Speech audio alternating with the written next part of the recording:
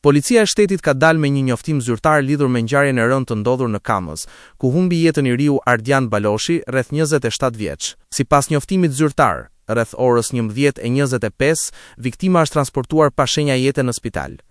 Menjëherë pas sinjalizimit, është ngritur grupi hetimor dhe janë kryer veprimet e para në vendngjarje. Nga hetimet paraprake rezulton se i riu është qelluar me armë zjarri në rrugën Dervish Lusha, në Kamës.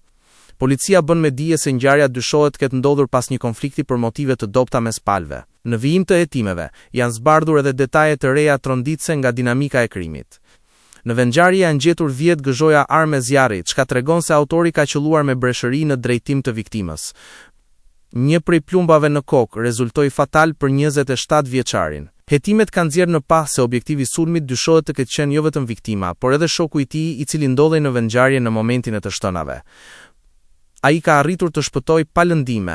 Si autori dyshuar i ngjarjes është identifikuar shtetasi Sadik Llanaj, rreth 39 vjeç, i cili aktualisht është në kërkim nga policia. Drejtoria vendore e Policisë Tiranë ka ngritur pika kontrolli në të gjitha akset kryesore rrugore dhe po zhvillon kontrolle intensive për lokalizimin dhe arrestimin e tij. Autoritetet e konsiderojnë të dyshuarin me rrezikshmëri të lartë dhe dyshojnë se qarkullon i armatosur. Ndërkohë, një grup i posaçëm hetimor në drejtimin e prokurorisë po vijon punën për zbardhjen e plotë të rrethanave të ngjarjes dhe dokumentimin ligjor të saj.